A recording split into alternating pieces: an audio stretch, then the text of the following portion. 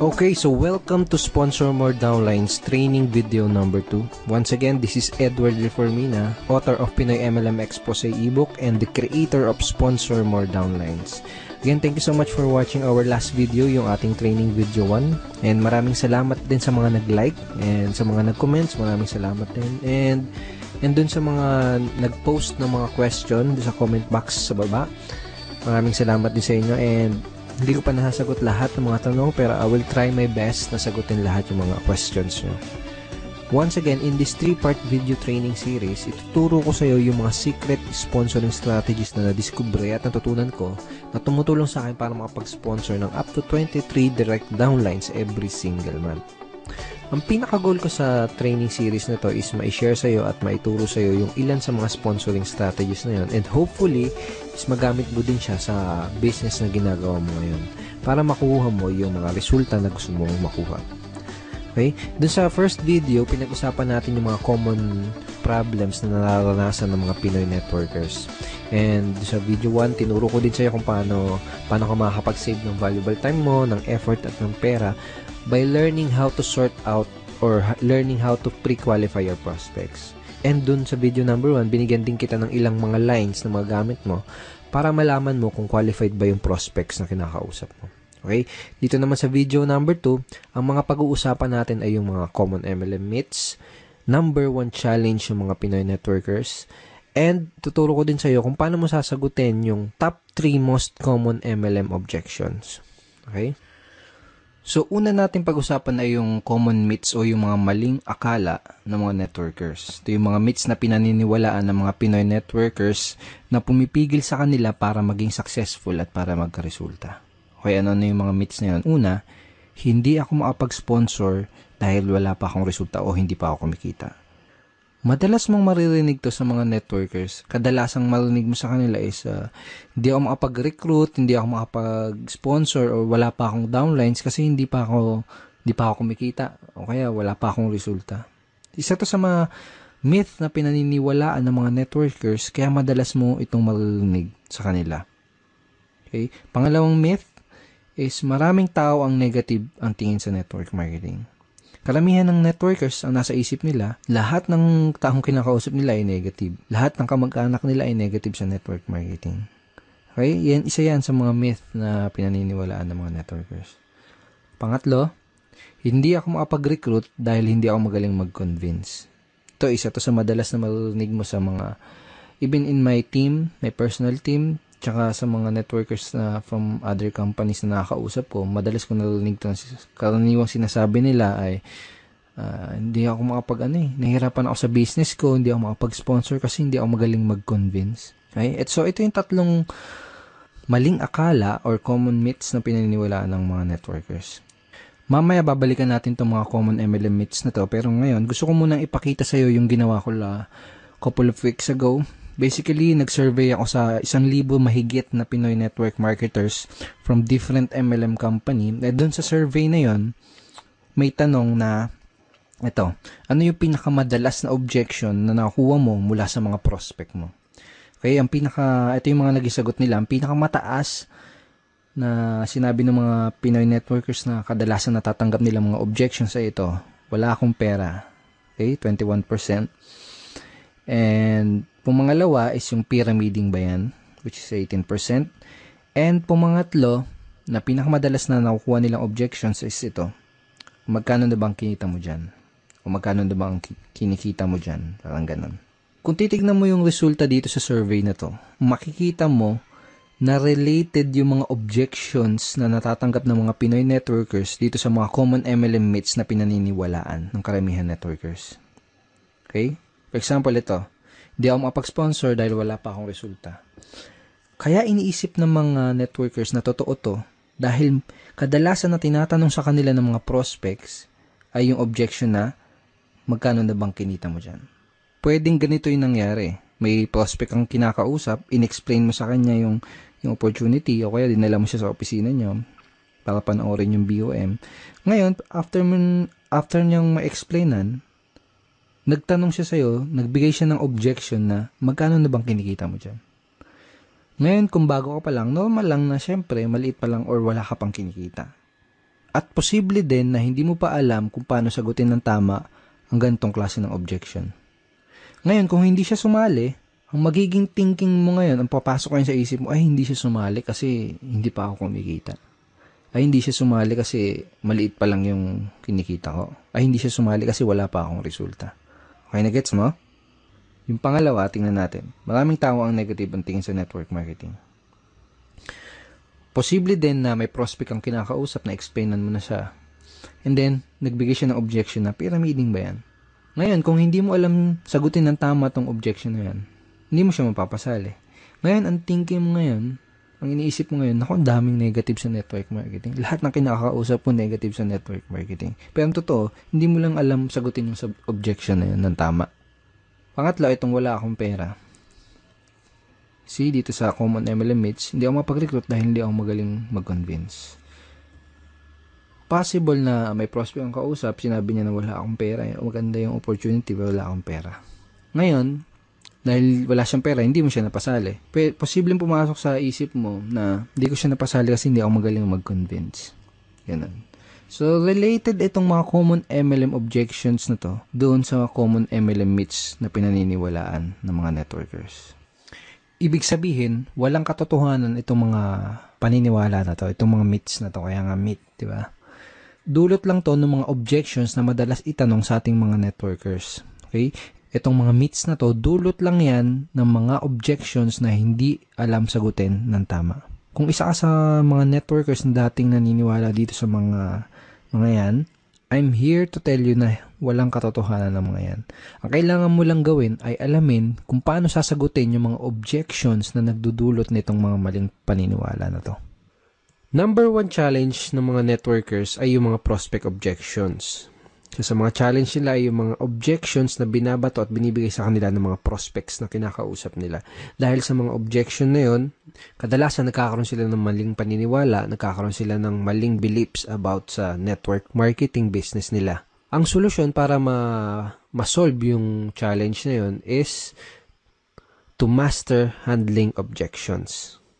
So, bakit ba natin kailangan ma-master ang pag-handle ng mga objections? Kung gusto mo talagang ma-master ang pag-sponsor o pag-recruit, kailangan mong ma-master ang pag-handle ng lahat ng mga common MLM objections. Period. Napakadaming networkers kasi ang nag-fail dahil hindi nila alam kung paano mag-handle ng mga common objections. At ang masama pa, madaming mga networkers ang walang idea kung paano i-handle ang mga objections ng kanilang prospects. Ganito kasi yan, kahit gaano pa kaganda ang pag-present mo ng business mo, okay, kahit gaano pa kaganda yung pag-present mo ng product mo, lahat ng prospect, kahit interesado na yan, sigurado ay may katanungan at objections pa din yan bago siya magkaroon ng final na decision. Normal lang kasi talaga yon. Pero itong masakit. Kapag hindi mo nasagot ng tama ang mga questions at objections ng mga prospects mo, hindi mo pa din sila mapapasali. Tanongin kita, nangyari na ba sa iyo yung may prospect kang kausap, tapos sigurado ka na sasali siya, okay, pero hindi naman nag-join pagkatapos mo ma-explainan? Usually, nangyayari yung ganun dahil sa mga objection na hindi nasasagot ng tama. Ito yung mga dahilan kung bakit kailangan mong ma-master ang pagsagot sa lahat ng mga common MLM objections. So, ang goal ko sa video na to is tulungan ka at ituro sa'yo kung paano masasagutin itong top 3 common MLM objections. Itong pinag-usapan natin kanina, itong result dun sa sa survey na ginawa ko sa mahigit 1,000 networkers na pinakamadalas na natatanggap nilang objections. Itong wala akong pera, pyramiding ba yan, at magkano bang kinita? Magkano na bang kinikita mo? Or magkano na bang kinita mo? I created a training ebook for my team, and ang title ng ebook na yan is Objection Crusher. Objection Crusher. Paano mo dudurugin yung mga objections na matatanggap mo? Parang ganun yung konsepto. So basically, ipapakita ko sa iyo yung mga tinuro ko dito sa loob ng ebook na to, kung paano sasagutin itong top 3 common MLM objections na to. Okay, ngayon andito tayo ngayon sa loob ng mismong Objection Crusher training ebook. So ito yung mismong loob ng ebook. And ito yung listahan ng mga common MLM objections na itinuro ko kung paano sagutin ng tama dito sa ebook na to. Kasama sa list itong Kasama sa list ng mga common MLM objections ay ito, magkano bang kinikita mo dyan? Pag-isipan ko muna, yayaman ba ako dyan? Pyramiding ba yan? Networking ba yan? Networking ba to? Mahal ng investment, wala akong pera, wala akong time, alam ko na yan, hindi ko linya yan, etc. So, ang unang ituturo ko sa'yo kung paano sagutin ng tama ay yung magkano na bang kinikita mo dyan. Alright? So, bago ko ituro sa'yo kung paano sagutin ito, kailangan mo maintindihan na karamihan ng mga prospect na nagbibigay na ganitong klaseng objections ay hindi naman talaga nila gustong malaman kung magkano yung eksaktong kinikita mo. Okay? Dahil ang tunay na dahilan ng objection na yun, ang talagang gusto nilang malaman, ang deeper reason ng objection na yun ay gusto nilang malaman kung totoo ba yung opportunity na ina-offer mo. Gusto nilang malaman kung may mga kumikita ba talaga dyan sa company mo. O baka naman nag-aksaya ka lang ng pera dyan at hindi mo nabawi yung in-invest mo dahil natatakot sila na mangyari sa kanila yung ganun. Natatakot sila na baka pag nag-invest sila ay hindi bumalik yung in-invest nila. So, yun yung ilan sa mga tunay na gustong malaman ng prospect mo. Gusto nilang malaman kung totoo ba yung opportunity mo. Sa madaling salita, gusto nilang ng pruweba. Okay? Sa madaling salita, gusto nila ng social proof or proof na may kumikita doon sa opportunity mo. So, yun yung talagang gusto nilang malaman. And another thing is maraming paraan para sagutin tong objection na to. Pero itong paraan na ituturo ko sa'yo dito sa ebook na to is yung pinaka-effective based on my personal experience and in my opinion. Ito yung pinaka-effective, hindi lang effective, pinaka-cool at pinaka-relax na paraan para sagutin itong objection na to. Okay, so paano ba sasagutin itong objection na to? So for example, may kausap ka na prospect. Tinanong ka niya, magkano na bang kinita mo dyan? Ang isasagot mo, magkano ba yung gusto mong madinig para maging interesado ka? Okay? O kaya, magkano ba yung gusto mong madinig para maging interesado kang tignan yung opportunity na to? O kaya naman, magkano ba yung gusto mong madinig para ma-impress ka? Okay, sa una, kailangan ng konting lakas ng loob kung gagamitin mo tong lines na to. Kumbaga, kailangan ng konting posture. Okay? Sa una, baka medyo mailang ka pa. Kaya sa una lang yon, kapag paulit-ulit mo na siyang ginamit, medyo masasanay ka na din. Kapag sinabi mo sa prospect, wag mo din kalilimutan na mag-smile ng konti para hindi ka magmukhang maangas or hindi ka ma-misinterpret nung kinakausap mo na nagyayabang. Alright? Okay, so ang mangyayari kapag tinanong mo to sa prospect mo, magbibigay siya sa'yo ng figure or ng amount. And hindi mahalaga kung hindi mo pa kinikita yung halaga na sasagot ng prospect mo. Kailangan lang ay may mga alam kang success stories from your company dahil gagamitin mo yung mga istorya or mga stories or kwento ng mga successful person in your company doon sa sagot mo. Okay? Kung wala kang alam ng mga storya ng mga successful upline sa company nyo, ang gawin mo, manood ka at makinig ng mga business presentation nila dahil most of the time, kinukwento nila yung storya nila kung paano sila nagsimula, kung paano sila naging successful. Okay? So, make sure na manood ka ng mga business presentation or business talk ng mga successful upline sa company nyo. So, parang ganito yung magiging flow ng pag-uusap nyo ng prospect mo pag sinagot mo na yung objection na yun. Okay? So, prospect, magkano ba ang kinikita mo dyan? Ikaw, magkano bang gusto mong madinig para maging interesado kang tignan maigi itong business na to? So, for example, sinagot niya 30,000 o kaya kung ano man, kung 50,000, 100,000, 1 million, kung ano man yung sagot niya, kung kumikita ka na ng ganun, sabihin mo lang, great, yan ang kinikita ko dito. Gusto mo bang ituro ko sa'yo kung anong ginawa ko? Yun lang. Kung hindi mo pa kinikita yung sinabing figures ng prospect mo, ang sasabihin mo lang is ito. Well, basically, kakasimula ko pa lang sa business na to, kaya hindi ko pa nare-reach yung ganyan level ng income o hindi ko pa naabot yung ganyang income. Pero let me tell you about blank kung sino yung tao na gusto mong ikwento sa kanya na kumikita na ng ganyan dito sa company na to. Gusto mo bang malaman kung ano yung ginawa niya para kitain yung ganong income? Okay? Pagkatapos, kwento mo yung maikling storya ng taong binanggit mo. Okay? So, hindi kailangan na mahaba kahit maiksing storya lang. Then, kapag nakawento mo na sa kanya yung storya ng successful member na yon sa inyong company, Ang next na sasabihin mo ay ito. Kung willing ka ding aralin yung ginawa niya, posible, okay? Posible din nakitain mo yung income na kinita niya. Willing ka bang matutunan at gawin yung ginawa niya? Pag sinabi ng prospect mo, oo, okay, good. Ito yung unang gagawin mo para makapagsimula. Okay? So, hindi mo lang nasagot yung objection, possible pa na maklose mo siya doon sa business mo. These lines are very, very powerful. So, use this kapag may na-encounter ka na ganitong objection. Magkano na bang kinikita mo dyan? Okay? And again, sinabi mo dun sa prospect mo na possible. Posible din nakitain niya. Ibig sabihin, hindi mo ginagaranti. Okay? Sinabi mo, posible. Kung gagawin niya, kung aaralin niya yung ginawa ng upline mo na yun, yung successful na tao na yun sa company niyo, posible din nakitain niya yung income na yun. Sinasabi mo yun kasi it's not good to guarantee yung result na makukuha niya, di ba? Kasi magdedepende pa rin doon sa tao. Magdedepende pa rin yung resulta ng tao na yun doon sa action na gagawin niya. Okay? And last tip, maganda rin na idea kung ipapakilala mo siya doon sa mga successful and higher uplines doon sa team nyo or sa company nyo. Okay, para mas tumibay yung social proof. Okay, again, kasi kaya nga tinatanong to ng prospect mo kasi medyo may duda siya kung totoo ba yung opportunity na ginagawa mo. Okay, so ang next na objection na sasagutin natin at pag-aaralan natin ay yung objection na pyramiding ba yan or pyramiding ba to? Okay, so pag may nag-object sa'yo ng objection na to, pag may nagtanong sa'yo, pyramiding ba to? Ang sasagot mo ay, eto. Yes, pyramiding to and welcome to Egypt. So, yan. Hindi, biro lang. So, ito.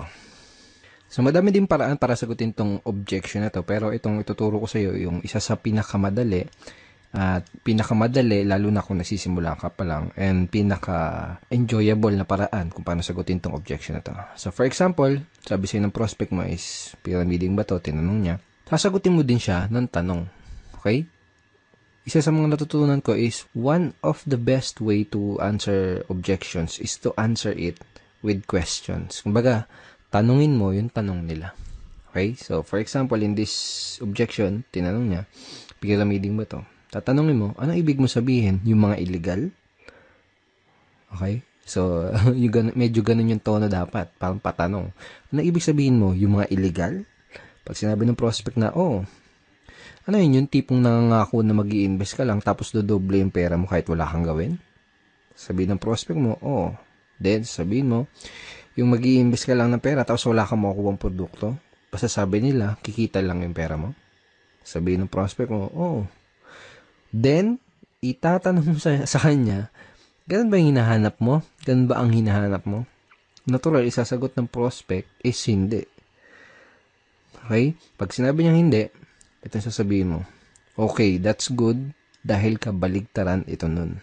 So, in that way, ipinaalam mo sa kanya, kumbaga dito sa paraan na to ng pagsagot, dito sa objection na to is parang dinefine mo kung ano yung pyramiding. At sinabi mo sa kanya na yung business mo, yung opportunity mo, is kabaligtaran nung definition na yun ng pyramiding.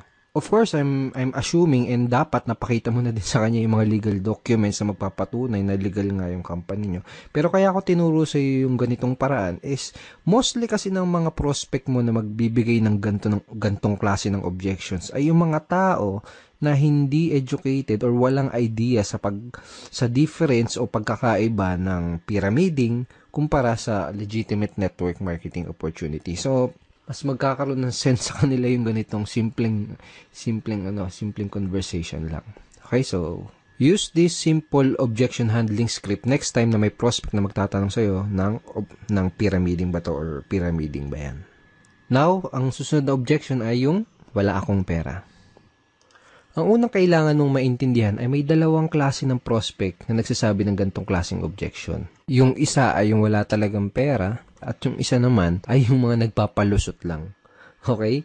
So, let me share you. Dati, nung nagsisimula pa lang ako sa network marketing, is madalas ko natatanggap tong objection na to. Pero ngayon, never. As in, never ko na siya natatanggap. Dahil remembers dun sa training video number 1 natin, chinare ko sa'yo, At sinabi ko sa iyo na kina-qualify o sinusort out ko maigi yung prospect ko bago ko ipakita sa kanya yung business presentation ko. Kumbaga, kung wala silang sapat na reason why, hindi ako mag-aaksaya ng panahon para ipakita pa sa kanila yung business dahil alam ko na mag-aaksaya lang ako ng oras at alam ko na magpapalusot lang sila. So, kung may nagbigay sa iyo ng ganitong klase ng objection, ang unang kailangan mong malaman is kailangan malaman mo kung nagsasabi ba sila ng totoo o kung nagpapalusot lang ba sila. So, paano mo malalaman yun? Tatanungin mo sila. Okay, tatanungin mo sila kung totoo ba na wala silang pera. So, paano mo gagawin yun? Ganito, simple lang. Pag sinabi ng prospect na wala silang pera, tatanungin mo sila, pwede bang magtanong? Tanong mo, okay lang ba sa'yo kung magtapatan tayo sa isa't isa? Ibig mo bang sabihin ay interesado ka sa business na to pero wala ka lang pera? O sinasabi mo lang na wala kang pera dahil mabait ka lang na tao at ayaw mo kung ma-offend kaya hindi mo kagad masabi na hindi ka interesado? Okay? So make sure to smile again. Kapag sinabi nila na hindi talaga sila interesado, just let them go. That person is not right for your business. Pwede mong sabihin na I understand, hindi naman kasi talaga para sa lahat ng business na to. Ang hinahanap lang namin ay interesado at yung talagang pwedeng matulungan na opportunity na to. And thank you for your time. Ganun lang. Be professional. Okay? Hindi mo kailangan ipagpilitan yung opportunity mo dahil network marketing is a sorting business. Okay? Naghanap lang tayo ng mga tao na magiging interested dun sa ino-offer natin. Alright? So, for example, kung sinabi naman ng prospect na interesado talaga siya pero wala lang talaga siyang pera, ganito yung pwede mo sabihin sa kanya. Okay, so ganito. Unang gagawin mo is makikisimpatya ka or makikisimpatize ka dun sa situation ng prospect mo. Parang ganito.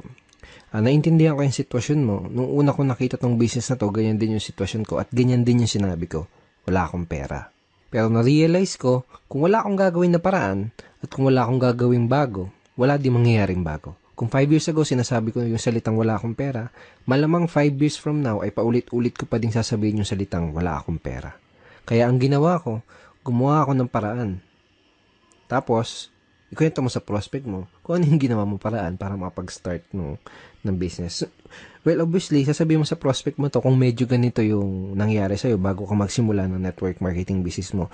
Pero for example, kung hindi ganito yung situation mo na nag-start ka ng network marketing, pwede mong gamitin or pwede mong i-leverage yung mga istorya ng mga ibang members sa team nyo or ibang members sa company nyo. For example, ganito, naiintindihan ko ang sitwasyon mo, maraming tao ang ganyan din ang sitwasyon nung una nilang nakita tong business na to. Sinabi din nila na wala silang pera. Pero na-realize nila, wala silang gagawin na paraan at kung wala silang gagawin bago, wala din mangyayari sa kanilang bago. Kung 5 years ago, sinasabi nila na wala silang pera, malamang 5 years from now, paulit-ulit pa din nila sasabihin yung salitang wala silang pera. Kaya ang ginawa nila, gumawa sila ng paraan. Katapos, ikwento mo yung story ng other members from your team or members from your company. Okay? Pagkatapos mo nang ikwento yung ginawa mong paraan or yung ginawang paraan nung ibang member sa team nyo, ito yung next na sasabihin mo sa kanya. Ito yung gusto kong itanong sa'yo. Gusto mo ba na habang buhay mo nalang sasabihin yung salita na yan? Wala akong pera. Okay, di isasagot sa'yo ng prospect mo, syempre hindi. Diba? Then, tatanong mo sa kanya, ano yung pwede mong gawin na paraan? Okay? So, siya na mismo magsasabi sa'yo ng paraan na pwede niya gawin para makapag-start ng business. So, simple lang, di ba? Kayang-kayang i-apply. Okay? So, use this scripts, use this way of handling objection next time na may magsasabi sa'yo ng objection na wala silang pera. Of course, kailangan mo practicein yan. Sa unang bagsak mo, sa unang best mong gagamitin yan, medyo magkakamali-mali ka pa. Okay? It takes practice. Natural lang yun. Sa unang magkakamali ka. But use it ng paulit-ulit para masanay ka and na ma-internalize mo yung pinaka-approach or yung strategy. So, thank you so much for watching our training video number 2. I hope madami kang natutunan at I hope ma-apply mo kagad itong mga bago mong nalalaman sa business mo. Okay? At may isa pa akong good news sa'yo. May ginawa akong free PDF script na pwede mong i-download. Okay? Yung download button is nasa baba ng video na to.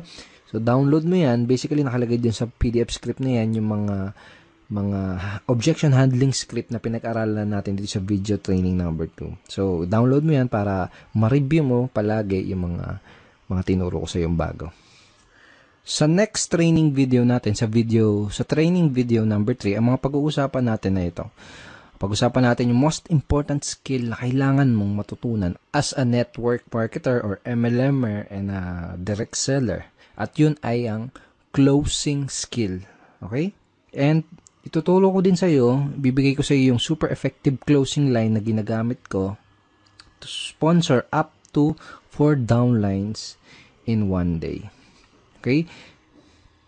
So, matagal ko na ginagamit tong closing line na to and it's very, very effective and very, very powerful. So, don't forget to check your email for our training video number 3. Papadala ko tong training video number 3 sa email mo sa isang araw. Okay? Papadala ko yung link ng training video number 3 sa isang araw. Alright?